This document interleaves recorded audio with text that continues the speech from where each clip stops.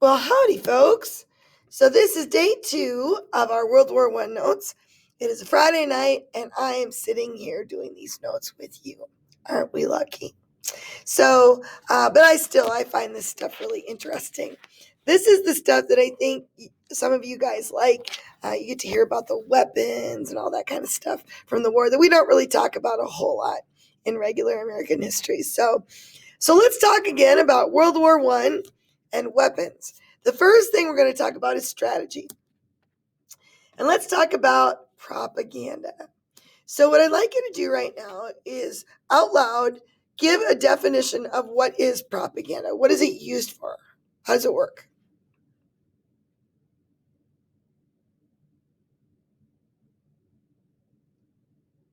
Yep. Propaganda is basically different print or things on the news. It could be TV, it could be posters, it could be cartoons, but they're basically trying to get you to think a certain way, right? So they're usually very one-sided. And there was a lot of that in World War I. Lots in World War II. Well, there's still lots of propaganda out there, obviously. If you're watching the election, of course, all that stuff is going on right now. So let's take a look at some of the propaganda that we saw in this era. So take a look at this poster. This is actually an Australian poster. Remember, this is a worldwide war. What is the message of this? And how do they portray the enemy? So first, who is our enemy? If you said Germany, you're right. How do we know? He's got that pointy thing on his helmet in World War I. You're right. Not in World War II, but in World War I, yes. Okay. How do they portray Germany? As this monster, this ape or gorilla maybe, okay? And notice the details, what's happening. He's got blood dripping from his hands, good. And he's attacking the globe, taking over the world. Yeah, good. Take a look at this one. Destroy this mad brute, enlist U.S. Army. Again, take a look at our enemy, the German, right? And again, he's portrayed as a gorilla or an ape of some sort, definitely inhuman, right? And what's he doing in the picture? Yeah, it looks like he's going to attack this young lady, right? And if you look at his club, it says culture on it, and he's destroying culture. He's got blood and all that kind of stuff on the club, very violent. Definitely makes you think he's the bad guy, for sure. Look at this as far as financing the war. Beat back the Hun, we said that was the German word, with Liberty bonds. Take a look at how they portray the German in this scenario. Kind of zombie-like, some of you said. Yeah, blood on his hands, blood on his sword, yes. Or his bayonet, I should say. Yeah. So how do we beat the Hun? How do we beat the Germans? By buying Liberty bonds. Now, what are bonds? Can anybody tell us what that's all about? So if you haven't heard about this, it's basically the government needed money to help support the war effort. So what they would do is they would go and they would sell Liberty bonds out there. And let's say that I give them $100, they would give me a certificate, a bond that said that I had given them $100. And at the end of the war, I would get that money back. Now, of course, that depends on whether we won or lost the war. If we lost the war, I probably wouldn't get that money back. But then again, we'd have much larger problems. So it was a way to just raise money, and they would go around the nation kind of raising funds for the war effort. So we're going to beat the German back by giving our government money so they can make weapons and tanks and whatever. Okay? Take a look at this German poster. A little different perspective here. The writing on top, if you don't speak German, says, "Think of your children." Now, who do you think is the bad guy in this one? Because it's a German poster, right? So the Germans are the good guys to them. This is a Scottish soldier. If you look at the hat, and how do they portray the Scottish?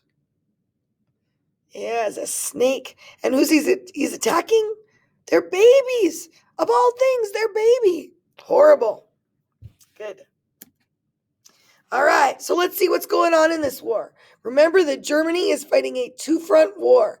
And if you see the little red like stars or splotches, those are all major battles in World War One. So they are just getting nailed on both sides. Some of those battles you might recognize. We'll look at them in more detail later. But one thing I want you to notice, take a look at, for example, on the Eastern Front. See how Germany and Austria-Hungary have that red line there? That's where they started. Take a look at where they ended up. Yep, if you see the purple line, you're right. They marched all the way up to that purple line by 1918. They had taken over major territory and major cities in Russia, which does not go well. They were brutal to the Russian people, which is why the Russians will be brutal to them at the end of the war as well. There was no love there. Take a look on the Western Front in France. You'll notice that the red line does get moved back almost to Paris. Not quite, but almost to Paris in that blue area. Then you see down in Italy, there's also a front down there, a small one. There's a front down in Italy there. And even way down on the bottom of your map in Greece, there's another thing there. One major battle down there is Gallipoli. We'll actually show you a clip from that movie. It's a really interesting battle, a very sad story. So that's in my collection if you want to rent it for extra credit. Okay. All right. So World War I was known for trench warfare. Trench warfare. So you basically had our trench on one side, their trench on the other side of the field, and then that area in the middle was called what, guys? It's called no man's land. Yep. So let's take a look at the trench first, and then we'll look at no man's land a little bit. Okay. So first of all, whoa, hold on. Sorry. Oh, it's not letting me click. Hold on. Let me pause for a moment.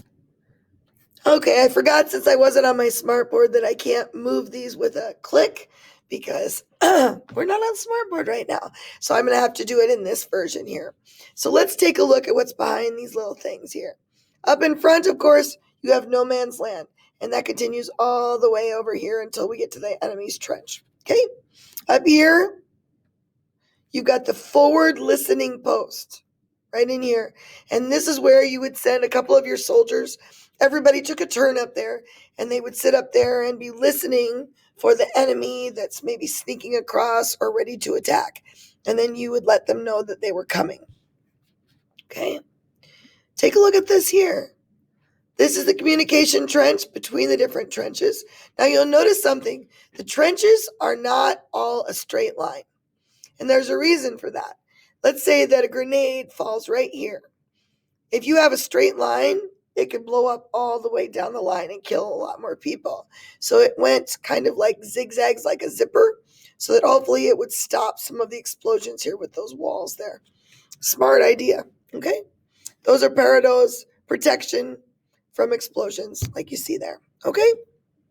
All right, let's see, what else we got down here? Okay, now you always add a back route. This is your back route to a reserve trench because these guys went back and forth over some of the same land for years sometimes. So you always had a way out if you needed to go back here to another trench that was, a mile or so away or whatever, or further. And then sometimes you used your enemy's trench if you gained land, but you always had a way out, okay? You'll notice that they lived down here.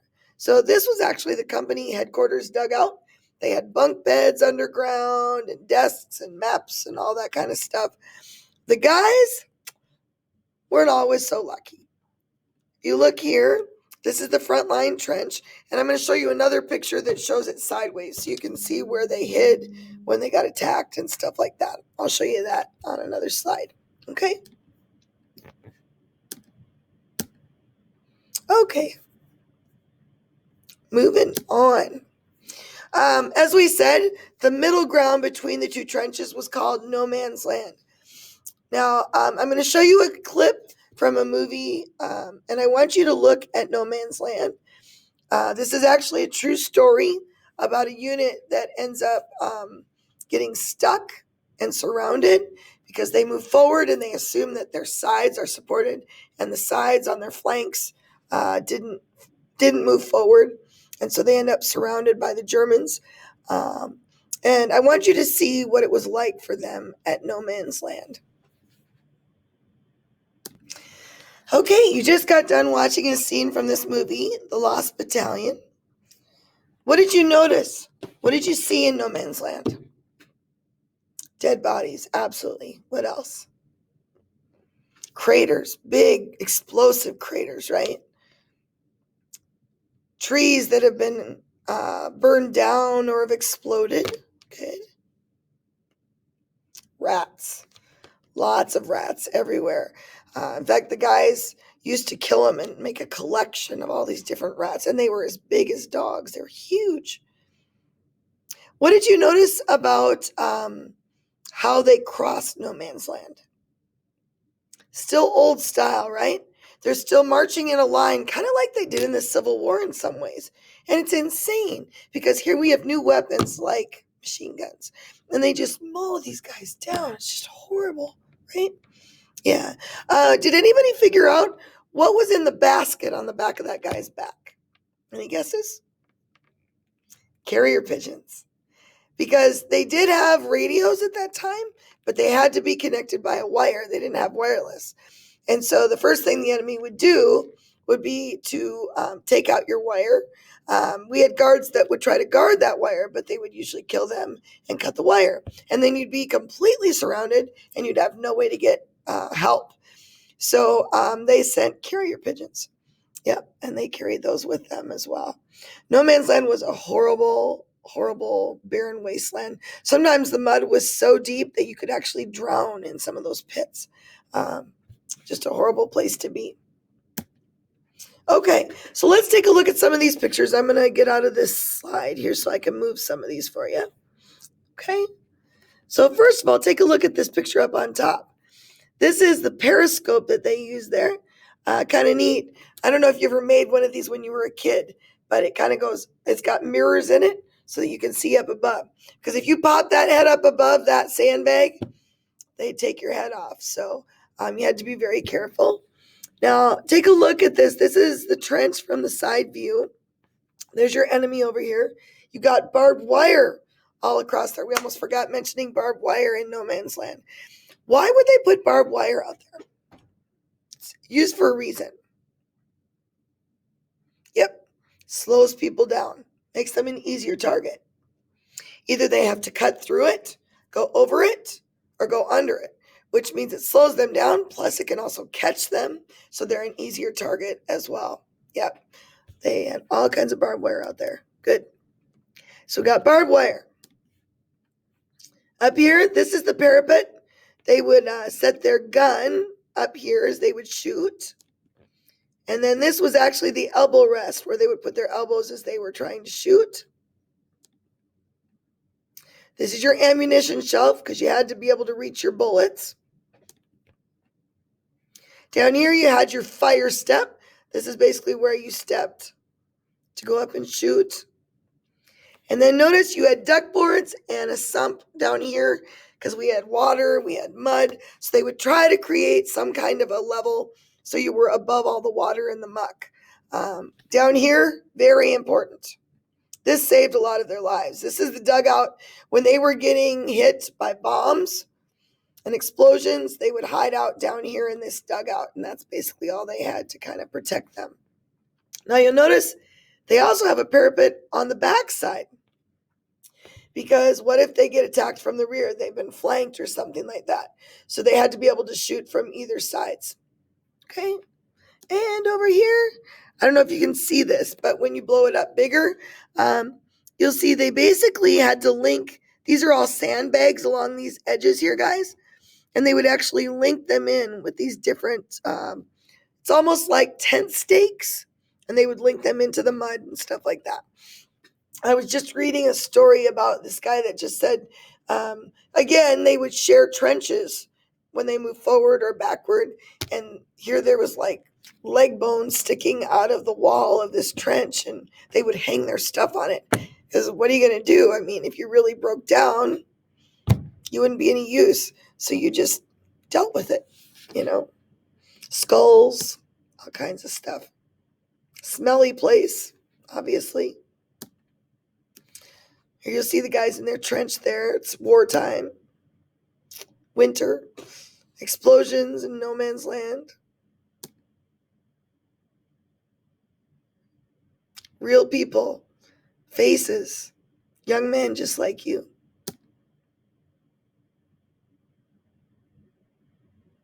Usually when you went to attack, if you remember the movie clip, what did they do to signal to go?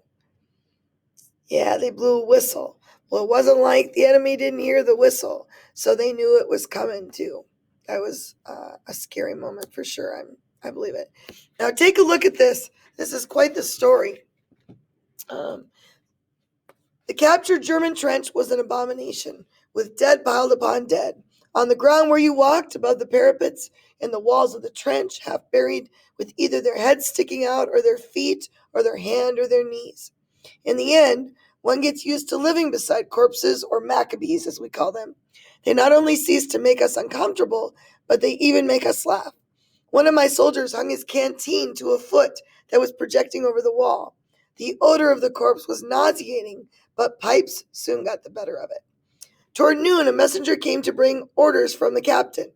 He was standing in front of me, nearly up to his waist in mud. Suddenly, he was without a head. He tottered but did not fall. 2 streams of blood spurted violently from the headless body and bespattered me. It is hard sometimes not to have the right to have feelings. My men were all around me, and I did not want them to see me blanch. I simply told them to cover his body with a tent sheet that was lying near, and send word to the captain. These various shocks hardened me. After that, I was more or less indifferent to the terrible things that happened. I even ate with good relish in the company of the head that was sticking out of the trench. Lieutenant Rene Nicholas, January 1917. What a story. Okay, so let's look at some of the new technology of World War I. First of all, World War I strategy was like this. First, they would bomb the enemy trench. That was the first thing. They would bomb them with cannons. They would bomb them with airplanes, anything they could. Beginning of the war, they didn't use planes for bombing, but we'll see what they did in a little bit. Secondly, the soldiers would come out of the trench and they would move forward across no man's land to take the enemy's trench, because it's all about gaining land and working your way towards Germany, for example. Okay. 3, the cavalry would be sent in to the enemy trench after to clean up, basically, and deal with any of the leftovers. There were some problems with this strategy, however. Number 1, the Germans would hide in dugouts during the bombing, so they had very little casualties when we hit them with bombs. Secondly, Germans would use machine guns, and as you went forward in a line, they would mow you down. We talked about that already. The third problem, cavalry ride on, yes, you said it, horses. And when you've got mud up to your waist, that doesn't work well with horses. So they had to find another way to deal with that. Strategies weren't working. So let's talk about the airplane. The airplane was a new invention during this era, and it really developed over the years. You've probably heard this before, but aces were a really big deal in World War I. They definitely were the love of women. Little boys wanted to be them. And of course, it was all about how many enemies they shot down, right? Because they were fighter pilots. The most famous fighter pilot probably in the U.S. was Eddie Rickenbacker. He had 26 victories, 26 planes he shot down. Baracco had 34. Eddie Manick had 61, and so on. Probably the most famous ace of the war, though, was the Red Baron. And you maybe have seen the Red Baron or heard of the Red Baron in other things. He had 80 victories. But also remember, why did he have more than Eddie Rickenbacker, for example? Think about it a minute. Because the United States did not get involved until the end of the war. So obviously the Red Baron had been involved a little bit longer, although he was very, very good. He was a very good German pilot. I would highly recommend the movie, The Red Baron. It's quite an interesting story. They had a lot of respect for each other, but they also hated each other because they watched as these aces would shoot down their friends. And it got very difficult. And of course, they're always trying to get back at that enemy and shoot that guy down. The sad thing about aces is they didn't live very long because everybody was targeting them. Absolutely. But planes didn't start with fighter pilots. They really didn't. First of all, let's look at some of the references to the Red Baron. If you've ever seen Snoopy and the Peanuts, he always pretends he's the Red Baron fighting on his doghouse, right? Red Baron pizza. You maybe had some of it last night. Yeah, named after the ace pilot from World War I. Here's an aircraft plant where they made airplanes. So you want to shoot from a plane, huh? Well, I tell you what, I sure wouldn't have wanted to do it when we started the war.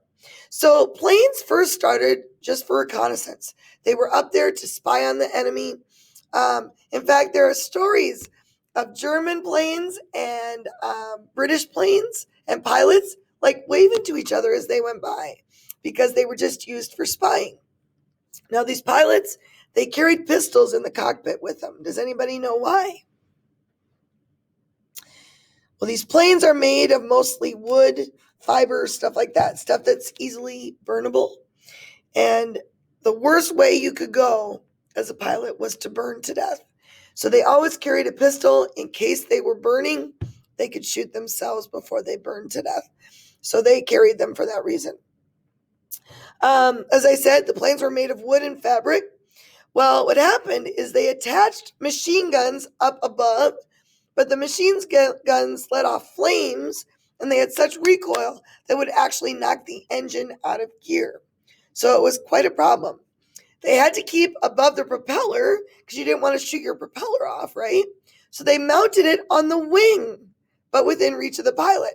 So if you'll take a look at our first picture up above there, you'll see that he's basically standing up to use the machine gun while he's in the plane flying. Incredible. Can you imagine trying to do that? That is just crazy. How do you fly? My goodness. While loading and shooting. This is the guy that basically created the first machine gun that could shoot through a propeller. This is Frenchman Roland Garros. It's the Saulnier Type L. That's the plane that you see right there. He did this by attaching steel triangular deflector plates to the propeller blades so the bullets wouldn't come back and kill you. Because the first times they tried it, it would hit the propeller and the bullets would come back and kill the guy. So this at least would send the bullets different directions. They still hit the propeller, but they would go a different direction. You had an immediate advantage because obviously you get to shoot at your enemy. And actually, the shooting started with the pistols. So remember how we said that they waved to each other? Well, the first thing they would do, this guy's carrying this pistol and he's like, you know what? I bet I could shoot that pistol at that German as he goes by tomorrow. So it started with that, and then he started shooting back. And then they said, hey, can you attach a machine gun? That would be a lot cooler. So then they attached a machine gun, and that's kind of where we're at this point. Okay.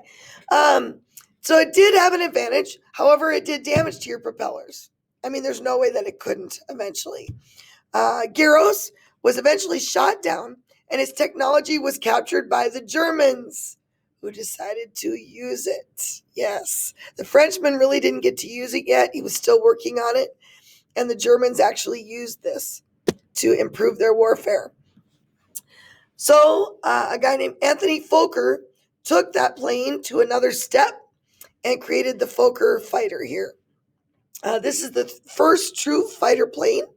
It has a synchronized machine gun with the propeller. So it has a timer so that when the propeller's going around, it'll go in between the propellers. It's amazing to me. I don't know how they do it, but they do. In late 1915 to 16, they called this the Fokker Scourge because Germans just dominated in the air. Allied planes were going down 2-1 because they didn't have anything like this. But they were very careful where they brought these planes because they didn't want them to get shot down over Allied territory, and then they would learn how to do this with their planes. We didn't know how to do it yet. By 1917, the Allied pilot's life expectancy was 3 weeks. They lasted a month. It was insane. Now let's take a look at balloons. Let's look at the Zeppelin. You've probably seen these in movies and things like that, right? The Zeppelin was actually first used to transport passengers even before planes. And the reason? They thought balloons were actually better than planes because they weren't so flimsy. Remember that at this point, planes are made of wooden fabric. You can only get 1 or 2 people in them. So they thought these were better. And they're more sturdy than you think. I don't know if you've seen any movies with Zeppelins, but you can actually walk on top of them and stuff like that. Then they started using them as bombers and scouts. They killed over 500 people in bombing raids over England during World War I. But they do have a weakness. Can you guess what it is? Yes, they blow up. Yes, they do. In fact, little end of the story, they were outlawed in Germany after the Treaty of Versailles at the end of World War I. There was a famous explosion known as the Hindenburg, and that explosion ended all Zeppelin transport, and they stopped using Zeppelins for good at that point. But that's kind of the end of the story. So I'm going to show you a clip from this movie here. It's called Flyboys. It's a great movie, and it shows air warfare. It's going to show you a couple of things. It's going to show you attacking a Zeppelin and how you do that. And then it also shows you how up close the fighting was between our fighter pilots. So check it out. If you can at home, if you can't get this link, try to look up Flyboys scenes on YouTube, and you'll find some really good ones. Okay? Go ahead and see that. We'll see what you want there. We're back. Wasn't that a cool scene? This movie is phenomenal for showing what the air warfare was like in World War I. I even learned some new things. Like, first of all, I didn't realize how up close and personal the fighting was. Like, you could look at that guy right over here and see his face and know who he was. I didn't realize that. I also didn't know how they took on a Zeppelin like that. It's huge, right? And they really did. You notice they still shot at the Zeppelin and it wasn't going down. It wasn't until they actually hit it that it actually exploded. So a Zeppelin can take more than you think. It really can. Also, just notice the ability it took to be a pilot back in that day. You had to be able to maneuver and fly all directions and shoot from all directions. It was pretty amazing. Now, we also had observation balloons. There's a couple of different shapes that you see here.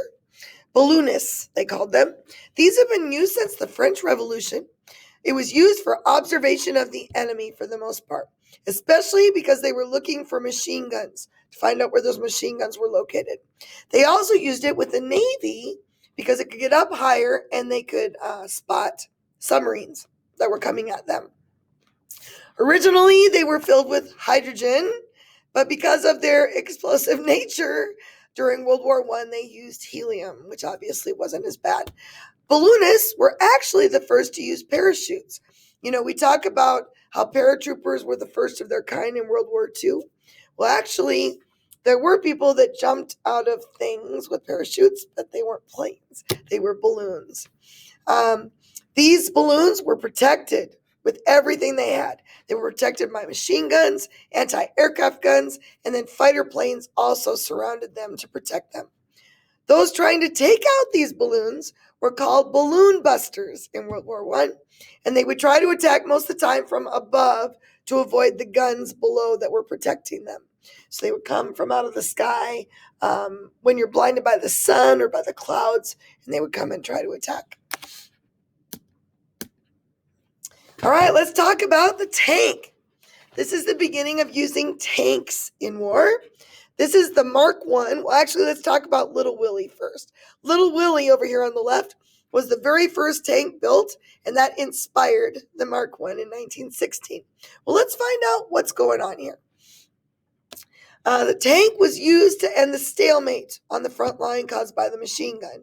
People were going back and forth in the same territory over and over again, and they were just losing so many men because of the machine gun. So they had to have something that would make a change. They found the cavalry didn't work well in trench warfare because of the mud. So they actually looked to farm equipment to find something that could make it through rough terrain and through a lot of mud. And they saw those caterpillar tracks on a tractor and thought, I think that might work. Now, it's interesting. At first, most officers would not allow tanks to be used. They were completely against it, especially the cavalry, because they're all about being on horseback. They didn't think this was an honorable way to fight. The first tank, the Mark 1, was in a rhomboid shape that you see right here. It was 32 feet in length. So if you're in my class, that front wall is about 30 feet long. So it was longer than the length of my classroom. Incredible. 13 feet in width and 8 feet high in order to cross the trenches that they were finding in trench warfare. It could only go about 4 miles per hour, so it was very slow. They had 8 crew members inside. They had a communications person, a brakesman, a driver, 2 gearsmen, and then 4 gunners. It only had 6 hours of endurance, and after that, it died. So there are a lot of stories of tanks getting stuck and having to call for backup for someone to come and get them because they couldn't go anywhere. Now, if you look at this over here, a couple of things about this tank. It had wire mesh up on top of it to protect it from grenades being thrown on top, because it does have a flat top, so it could do damage if that grenade sat up there. Secondly, you see this steering tail here? They would basically go and stick their tail in the mud or in the dirt, and that would allow them to turn either direction. So that kind of helped them. Let's take a look at some of these other things. They couldn't hear because the engine was inside where the guys were. So it was so loud, they had to use hand signals to other tanks. So you see this guy's hand sitting outside of here? They would use colored discs, lamps, hand signals, and flags to say, we're going to go, we're going to attack, we're going to whatever, turn right.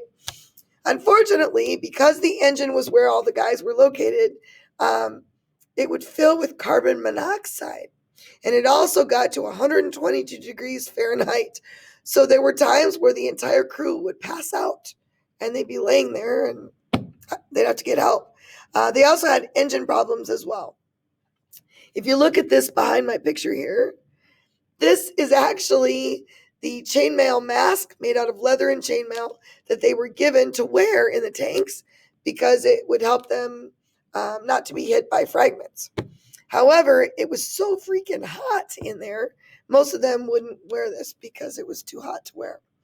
They obviously had a fear of being incinerated because the engine was also inside. So that was a real fear. They painted it in camouflage to hide with the ground and everything around it. But most of the time, honestly, it was just covered in mud. They did paint numbers on the top to avoid our planes from bombing them. And then they had red and white stripes on the front as well.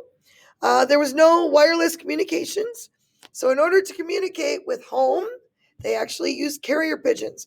And that's what's happening here. This is where he's letting the carrier pigeon go to send a message to home base. Tanks were actually used in propaganda, that this was the new technology that was going to win the war. This was it. And it did make a difference, absolutely. Just wasn't the kind of tank we're used to today. This is the French Renault tank. It was designed in 1916, but not used until 1918. Little fact, just to let you know, the U.S. did not have any tanks in World War I, so we actually used British and French tanks while we were fighting. This little tank was used for 2 people. It was the first fully rotating turret, so you could shoot in all directions. It was 5 meters in length, 2 meters wide, and 2 meters high. It weighed 6 tons. It went 4 miles per hour. Nice and slow tank. It lasted a little bit long. It lasted 8 hours or 37 miles. It had either a 37 millimeter Hotchkiss gun or an 8 millimeter Hotchkiss machine gun up on the top, which obviously helped you protect yourself a little bit. See the guy sticking out here in the front? Its goal was not to do the stuff that our other tanks did. It was to take out bunkers and machine guns. So they were targeting those specific places. George S. Patton, the guy that you hear about in World War II, was in charge of the first American tank brigade in World War I, and it was made up of these tanks, Renault tanks. Little facts for you there. There's a little video down below if you're interested that you want to check out about the Renault tank. So let's talk about submarines now. This is another new invention from World War I. You've probably heard of us calling a submarine a U-boat, but you maybe don't know where it comes from. It comes from the German word Unterseeboot. I'm not very good at German, but basically it means undersea boat. Undersea boat. Now, just a reminder, the Germans were using subs to get out under the British blockade, right? That's why they invented them in the first place. During the war, the German subs blockaded the British from their supplies. These subs were doing major damage. And now remember, the rule in the Sussex Pledge said that they had to announce that they were going to attack before they fought, because it was the honorable thing to do. Craziness. The first subs were 315 feet long, if you could imagine. It carried 35 men and 12 torpedoes. It could only travel underwater for 2 hours at a time. So we're not talking that this sub could go all the way across the Atlantic or the Pacific like we do later on. 2 hours. That was it. They could carry 700 tons of cargo. It was propelled by a diesel engine on the surface. And then when you were underwater, they used the electric system. So that's why they could only go for like 2 hours. They could go about 12 to 13 knots in speed on the surface and about 7 knots submerged. So they were pretty slow.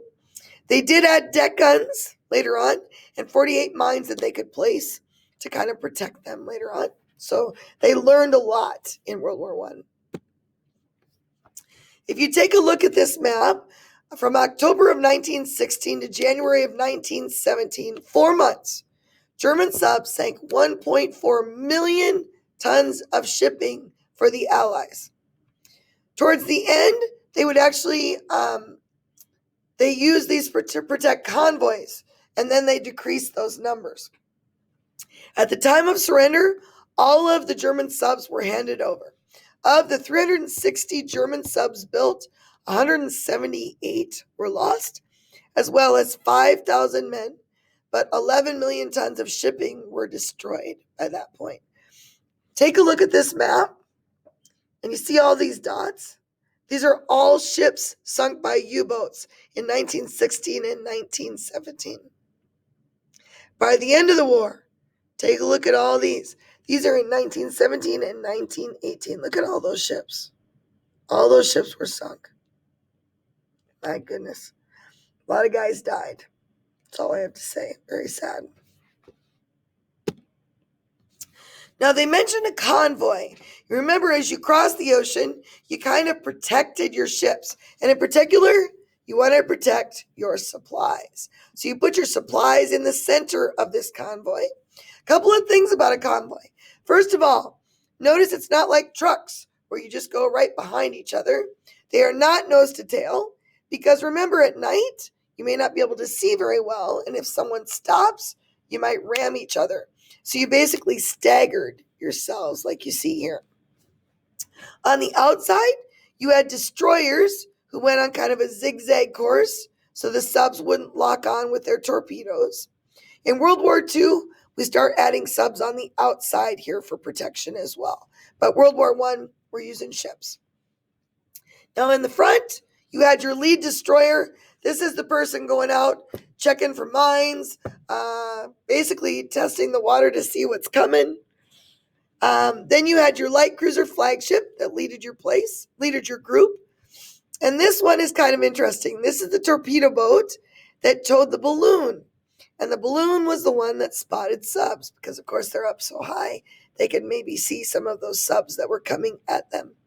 So that's how they ran a convoy in World War I. Sorry, been coaching too much this fall. So let's take a look at a couple of our British submarines that were invented. This is the R-class submarine. the last 2 years of the war. It was designed simply to hunt and destroy German subs. Its shape optimized them for underwater speed. Notice it's a little more smooth, and it flowed with the water instead of more the bulky shape. It was 163 feet long, so about half the size of the German sub. Its submerged speed was about 14 knots. It had 2 electric motors so that they could stay underwater a little bit longer. Only at full power for 1 hour, and it took a full day for them to recharge on that. This is a K-class submarine, again, the last 2 years of the war. It was actually designed to chase on the surface of the water, and on the surface it could go 24 knots, so it was pretty fast. Obviously, if they submerged, though, this was not the advantage of the K-class. It was nicknamed the Calamity sub because of its accidents. Of the 18 that they built, none of them were sunk by Germans. 6 of them were sunk by accident, so thus the name Calamity. Submariners were volunteer only because it was such a dangerous job, so they took whoever wanted to go. This one was 338 feet long. It had 6 torpedoes, and it couldn't dive very deep, and there were many steps to getting down where they wanted to go. So just a little bit about our British subs and how they compared. There are some links below if you like submarine warfare, talking about what it was like to live on a submarine and the dangers of submarines. So let's look at some of our other weapons. Of course, most British soldiers used a bolt-action rifle, meaning after each shot, you right? The best guy could fire about 15 rounds per minute, but the norm was about 8 to 12. It had a range of 1,400 meters, but an accuracy, like if you're hitting at a target, of about 600 meters. Gives you an idea. I mean, think about what you're doing with snipers today compared to that, okay? Now, we did have snipers back in World War I. They did have a spotter like we see today. The goal, of course, was to take out any person popping their head up or walking around in an enemy trench. This is why no mercy was ever given to snipers, because they were considered the worst of the worst. If they found out you were a sniper, they killed you. There was no surrender. They often kept track of their kills. They would often mark them on the butt of their gun, and some of them had like triple digits. So they were very good at what they did. Now, if you look at the kinds of guns they used, I know some of you are gun people. The Allies used the British Lee Enfield rifle. It had a 10-cartridge magazine. It was well suited for rapid fire, and you could do 12 well-aimed shots in about a minute. Okay? The U.S. Springfield rifle was similar to the British. It was used all the way through the Korean War, actually, so it was around for quite a while. This is the French Berthier. It was smokeless. It had 8 bullets, but it had a flaw. It was loaded nose to tail, so it could explode, which was not good. The Berthier started with 3-round clips, then 6-round clips. On the Central Powers side, they had the German Mauser. This was a bolt action, but it was not suited very well for rapid fire as compared to these over here. It had a 5-cartridge magazine compared to the 10. But snipers really liked its optical sight. It was pretty accurate for the most part. And this is the Austro-Hungarian Repetier. It was tested with 50,000 rounds without needing lubrication. They thought about using the German Mauser until they realized that actually the Austrian gun was better. So just to kind of give you an idea, we've got some real different levels of guns here, you'll notice. And then came a new invention, the machine gun. It was invented by Hiram Maxim. The first one was actually without a crank. It was offered to the British. The first machine gun was offered to the British. Would you believe they turned it down? Yes, because they said it was not the proper type of fighting. It was improper form of warfare. Well, the Germans, they jumped right on that baby. They had 12,000 machine guns by 1914. By the end of the war, they had over 100,000 of them. So I'm sure the British wished they had said yes at the beginning. 1914 model needed 4 to 6 men to actually work it. So it wasn't just a 1-man or 2-man deal. They needed 4 to 6. They also need a flat surface to lay it on, of course. It could fire 400 to 600 rounds per minute, which will double by the end of the war. So that even increases as the war goes along. Now think about that. If you talk about a rifle, it was like, 12 shots in a minute? 600 rounds per minute. The rounds were fed by a fabric belt or a metal strip that went through the gun. You've probably seen that before as it comes through, right? There was no cooling mechanism on the first machine guns, so they would overheat within 2 minutes. Yes, so they had to carry large containers of water, and when they were out, it's true, if you've seen it in movies, they peed on them because they had to get them cool or they couldn't use them. These machine guns often jammed up, so they had to group them together to kind of protect each other. They weighed 62 grams. Sorry, let me get that out of the way there for you. And this basically equaled 60 to 100 rifled men. So it really did damage. But I would say as a machine gunner, probably one of the worst jobs you could get in World War I, because I guarantee, who are they trying to target first when they're attacking you? They're trying to take out your machine guns. So you had to make sure you moved every so often so you weren't targeted. We also had flamethrowers in World War I. Yep. You see them in World War II, but they were in World War I as well. What it does is it's a gun basically that shoots burning oil for 18 meters. See that? That's basically oil that's being burned. It's carried by one person with gas cylinders on their back and then one to help hold the target, basically, hold the hose. Obviously, these flamethrowers, again, had one of the worst jobs. They had a very short life expectancy. Snipers are obviously wanting to take these guys out because not only does it kill a lot of guys, but it's a horrendous way to die. So they want to take these guys out right away. And if they captured them, instant, they killed them because it was a horrible, horrible way to die. The guy that carries it, how's he going to die? Yeah, he's probably going to burn to death because those canisters explode and then they would burn. So, horrible thing to do. We had a lot of different kinds of grenades in World War I. Grenadiers were basically bombing parties. There were 9 men. You had your NCO, your non-commissioned officer. You had 2 throwers, 2 carriers, 2 bayonet, and then 2 spare within that grenadier group. Their goal was to bomb the trenches. That was what they did. An interesting story here. At Poysers Heights, July 26th and 27th of 1916, the Allies threw 15,000 grenades. Can you imagine?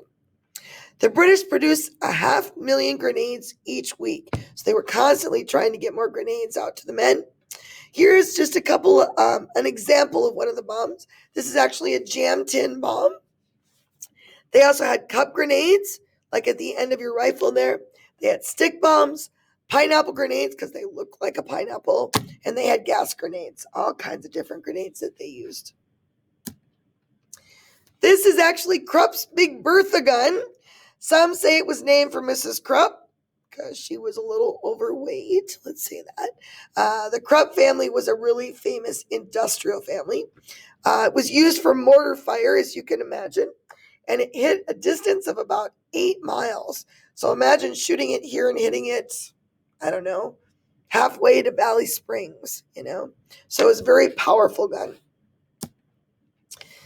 One of the worst things I think we've ever invented, poison gas, was used in World War I. It was the first major war to use chemical warfare.